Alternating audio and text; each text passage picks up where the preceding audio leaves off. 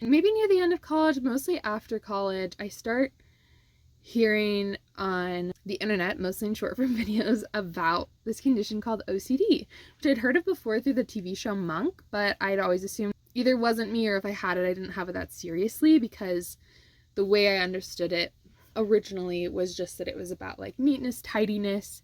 I'm not a particularly tidy person. I do sometimes like things to be symmetrical. So it's like maybe I have a little bit of it there, but it's not like debilitating for me. But then I started seeing these videos on Instagram and TikTok as an adult that were like talking about intrusive thoughts. Physical compulsions aren't the only kind of compulsions you can have as OCD. I'm like, wow, like maybe this is what I've been struggling with my whole life. And when I had like all this anxiety about taking a leaf off of my neighbor's tree, like maybe that was scrupulosity OCD, which is a subtype I've heard about recently. And I just started getting curious. And so again, I was seeing a student counselor at a seminary after college, and I asked her about it. I was like, I think I might have OCD. Can you like look into it? And so we do an assessment, and she's like, it seems like you have OCD. I'm still a student, so I can't like officially diagnose you. I recommend you see a psychiatrist for formal diagnosis and to look into medication. And so I did see a psychiatrist. He said, yeah, you have OCD. Got me on Lexapro.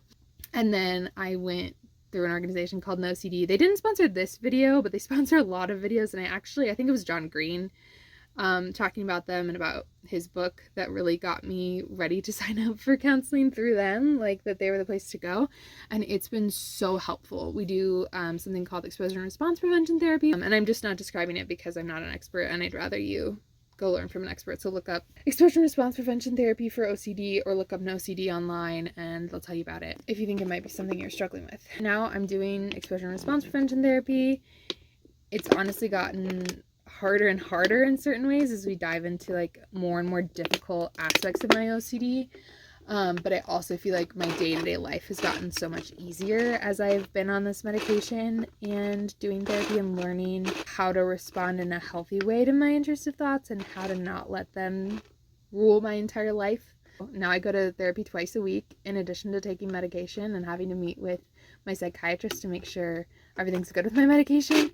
I meet with him like probably every 2 months or something.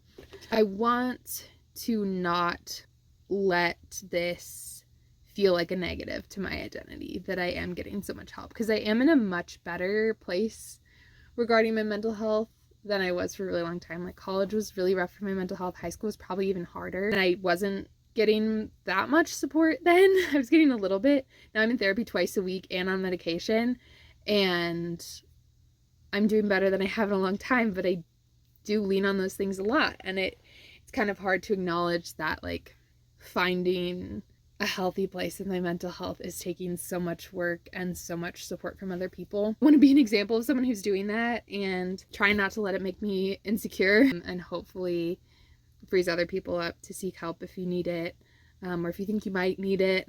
Yeah, Jesus loves you. Jesus cares about your mental health. Happy end of Mental Health Awareness Month. I hope you're getting help if you need it. I hope you're not ashamed of the help you need. And I hope you know that Jesus loves you.